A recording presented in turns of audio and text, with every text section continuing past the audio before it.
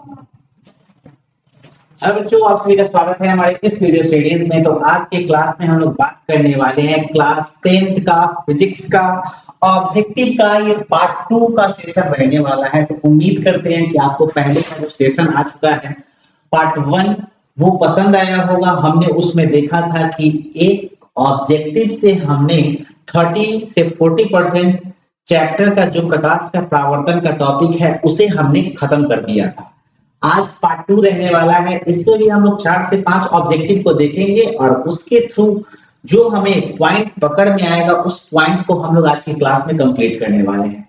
तो जो भी बच्चे शुरू से तैयारी नहीं किए हैं या कर भी चुके हैं वो इस ऑब्जेक्टिव के सेशन से अपना नोट्स मेंटेन कर सकते हैं। तो वीडियो को लास्ट तक देखिएगा, वीडियो ज्यादा लंबा नहीं होगा, आपके लिए छोटा छोटा वीडियो बनाया जा रहा है। तो चलिए बिना समय को बर्बाद किए हुए हम लोग आज के टॉपिक को स्टार्ट करते हैं। तो कल का जो हमारा ऑब्जेक्टिव था कि सबसे पहले यहाँ पूछा कि समतल दर्पण द्वारा बना प्रतिबिंब होता है, तो हमारा ऑप्शन नंबर ख हो जाएगा, काल्पनिक हो जाएगा। और इसमें हमने बात किया था कि समतल दर्पण किसे कहते हैं, समतल दर्पण द्वारा बने प्रतिबिंब की विशेषता क्या होती है। अगर जिन बच्चों ने नहीं देखा है तो कल का क्लास आप लोग देख लें, ठीक है। आगे अगर हम बात करें दूसरे ऑब्जेक्टिव का, तो यहाँ होता है कि परावर्तन का कोण होता है। जो परावर्तन का कोण होता है वो किनके बीच होता है। तो ऑप्शन नंबर क दिया हुआ है कि आपतित किरण और दर्पण की सतह के बीच, ठीक है। आपतित किरण और दर्पण के सतह के बीच। ख है आपतित किरण और दर्पण की सतह पर खींचे गए अभिलंब के बीच।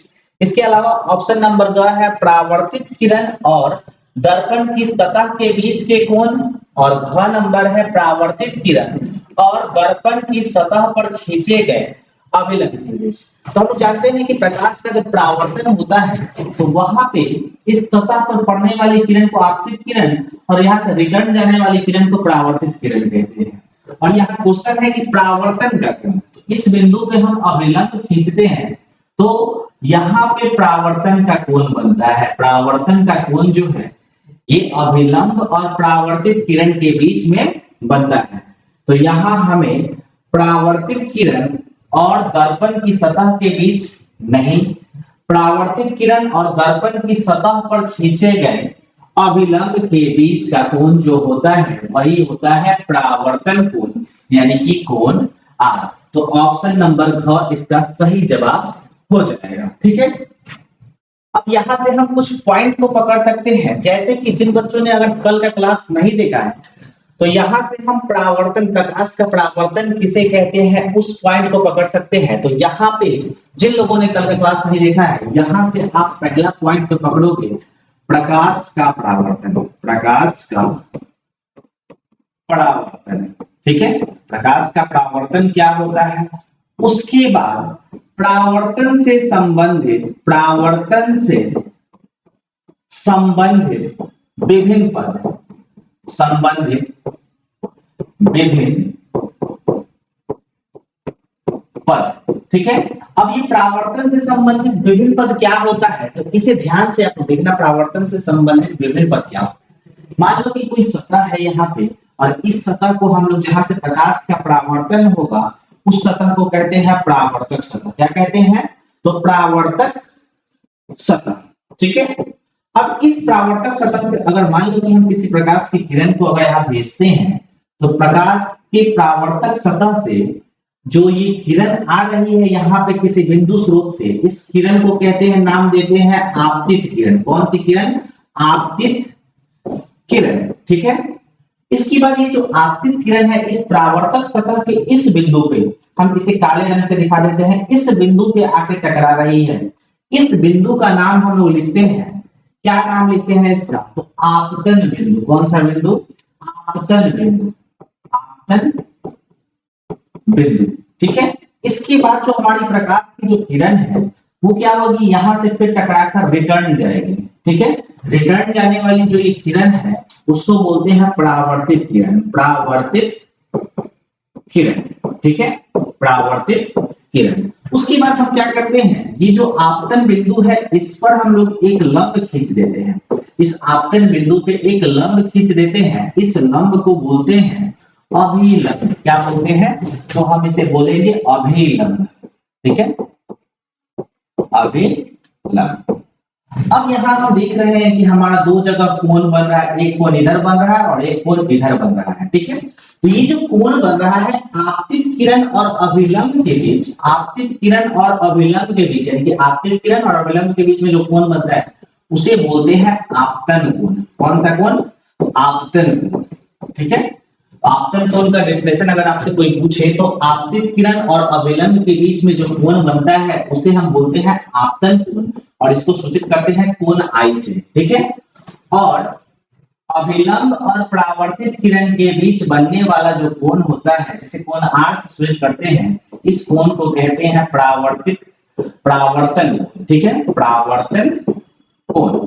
नोट कर लेना। तो वही हमारा क्वेश्चन था यहाँ पे कि परावर्तन कोण होता है, परावर्तन का कोण होता है तो परावर्तित किरण और दर्पण की सतह पर खींचे गए अभिलंब के बीच में होता है, ठीक है। तो ये हमारा ऑब्जेक्टिव था, इस तरीके से हमारा ऑब्जेक्टिव पूछ सकता है। इसकी बात आइए तो हमसे पूछ रहा है कि प्रकाश के परावर्तन के कितने नियम होते हैं। प्रकाश के परावर्तन के कितने नियम होते हैं? आप सभी को मालूम होगा कि प्रकाश के परावर्तन के दो नियम होते हैं, लेकिन ये नियम क्या होता है इस चीज को जान लेते हैं। तो यहाँ पे हमने इस चीज को डिफाइन कर दिया है कि परावर्तन के नियम। अब परावर्तन का नियम क्या होता है? तो देखिए, कोई भी सतह है, ठीक है, इस सतह से कोई प्रकाश की किरण जो है यहाँ से जाती है, तो जाने वाली जो प्रकाश की किरण होती है यहाँ से टकराने के बाद कुछ ना कुछ नियम को फॉलो करके यहाँ से रिटर्न जाती है, ठीक है।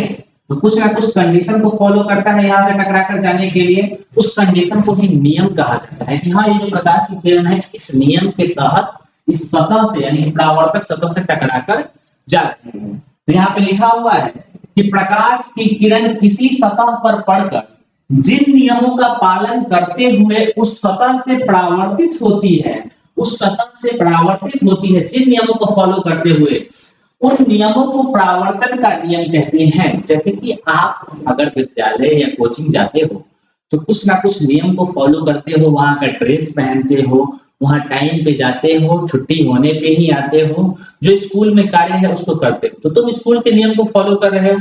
उसी तरीके से ये जो प्रकाश की किरण है कुछ ना कुछ नियम को फॉलो करती है और उसी नियम को कहते हैं परावर्तन का नियम। अब आपसे एग्जाम में पूछ दिया जाएगा कि प्रकाश के परावर्तन के कितने नियम हैं, तो प्रकाश के परावर्तन के दो नियम हैं। नियम पहला नियम क्या कह रहा है कि आपतित किरण, परावर्तित किरण तथा आपतन बिंदु पर खींचा गया अभिलंब तीनों एक ही समतल में होते हैं। यानी कि क्या कहा, देखिए एक बार और, ये जो आपतित किरण है, आपतित किरण, और ये जो परावर्तित किरण है, इसके अलावा जो आपतन बिंदु पर खींचा गया जो अभिलंब होता है वो तीनों एक ही समतल में, यानी कि एक ही सतह पर होता है। ये था पहला नियम प्रकाश के परावर्तन का। दूसरा नियम क्या है? आपतन कोण परावर्तन कोण के बराबर होता है। आपतन कोण, यहाँ पे आपतन कोण यानी कि कोण आई और परावर्तन कोण, ये दोनों बराबर होता है। तो हम यहाँ लिख सकते हैं कोण आई बराबर कोण आर, और जहां हम बोल सकते हैं, जहां कोण आई बराबर आपतन कोण, कौन सा कोण? आपतन कोण, और कोण आर बराबर परावर्तन कोण, ठीक है। तो प्रकाश के परावर्तन के दो नियम होते हैं। कितने नियम होते हैं? तो दो नियम होते हैं। तो हमने लिखा प्रकाश के परावर्तन के कितने नियम होते हैं, तो ऑप्शन नंबर ख हो जाएगा, दो नियम होते हैं। चलिए आगे चलते हैं, अगले ऑब्जेक्टिव को देख लेते हैं। तो अगला ऑब्जेक्टिव आपके सामने है कि निम्नलिखित में किस दर्पण के द्वारा किसी वस्तु का वास्तविक प्रतिबिंब मिल सकता है। देखिए, दर्पण, किस दर्पण के द्वारा किसी वस्तु का वास्तविक प्रतिबिंब मिल सकता है? ऑप्शन है समतल दर्पण के द्वारा, अवतल दर्पण के द्वारा, उत्तल दर्पण के द्वारा और तीनों प्रकार के दर्पण के द्वारा।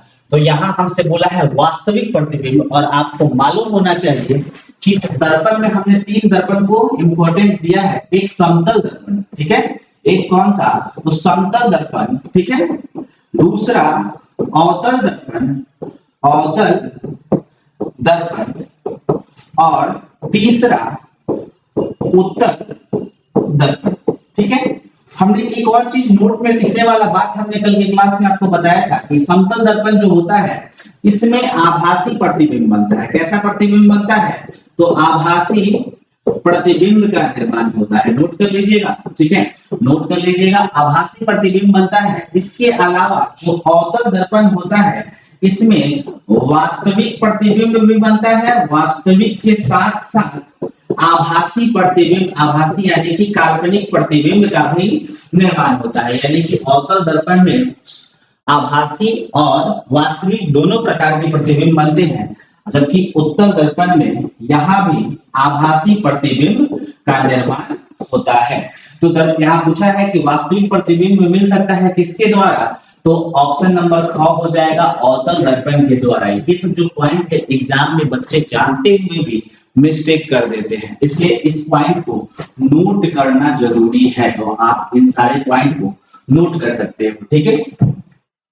अब यहाँ पे हम लोग आगे देखेंगे कि जो गोलीय दर्पण होता है इसमें हमने बात किया था पिछले क्लास में कि समतल दर्पण जिसका परावर्तक सतह किसी समतल सतह से बना हो, वैसा दर्पण जिसका परावर्तक सतह समतल हो उसे समतल दर्पण कहते हैं, ठीक है। उसके बाद गोलीय दर्पण में बात किया था कि वैसा दर्पण जिसका सतह परावर्तक सतह खोखले गोले का भाग हो उसे गोलीय दर्पण कहते हैं। अब आता है अवतल दर्पण और उत्तल दर्पण। तो मान लो कि हमारे पास कोई गोलीय दर्पण है, हम यहाँ पे एक गोलीय दर्पण ले लेते हैं, जैसे कि हम यहाँ पे एक शेप ले लेते हैं, ठीक है। ये हमारे पास क्या हो गया? एक सर्कल हो गया, ठीक है। उम्मीद करते हैं कि आपको दिखाई दे रहा होगा। अब इस सर्कल को हम क्या करते हैं? बीच से इसको काट देते हैं, ठीक है। बीच से क्या करते हैं? कट का चिन्ह लगा देते हैं। तो ये हमारा किसी खोखले गोले का भाग हो गया जिसे हमने काट कर दो भागों में बांट दिया। और इस वाले भाग का अंदर का सतह हम क्या करते हैं? रंग देते हैं, ठीक है। अंदर के सतह को रंग दिए तो हमको मालूम है कि हम लोग कभी भी दर्पण बनाते हैं तो दर्पण बनाने के लिए हमें एक भाग को कलई करना पड़ता है और दूसरा भाग प्रकाश का परावर्तन का काम करता है। तो यहाँ पे जो गोलीय दर्पण है इसके अंदर वाले भाग को हमने रंग दिया, ठीक है। तो आपका क्वेश्चन है सर बाहर वाले भाग को क्यों नहीं रंग रहे हैं? तो लो जी, इस वाले भाग में बाहर वाले भाग को रंग दिए और प्रकाश का परावर्तन अंदर वाले भाग से होगा।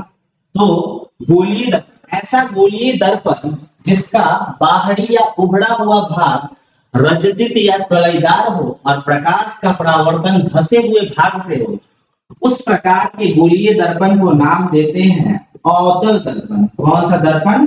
अवतल दर्पण, ठीक है।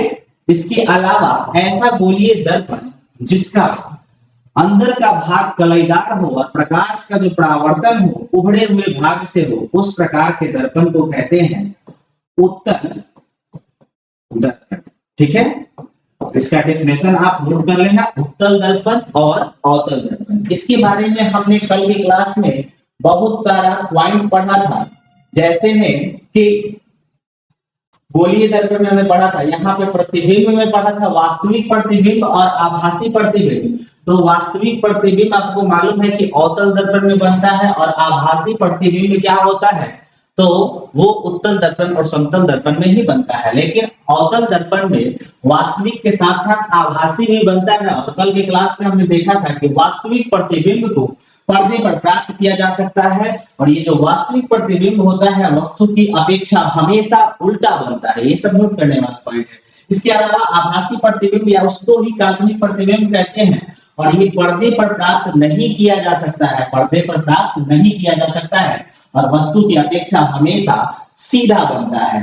तो ये रहा हमारा आज का कुछ ऑब्जेक्टिव जो कि उम्मीद करते हैं कि आपको समझ में आया होगा और कल की क्लास में हम लोग इससे भी अच्छा और जितने भी पॉइंट है निचोड़ है उसे हम लोग कंप्लीट करेंगे। तो आज उम्मीद करते हैं कि आज का ये जो सेशन है वो आपको पसंद आया होगा। अगर वीडियो अच्छा लगा तो फिर से एक बार रिवाइज करके पीछे से देख लेना और एक एक पॉइंट को जो समझाया जा रहा है उसे नोट कर लेना, आपके एग्जाम के लिए कारगर साबित होगा। तो वीडियो को देखने के लिए, वीडियो के साथ जुड़ने के लिए बहुत बहुत धन्यवाद।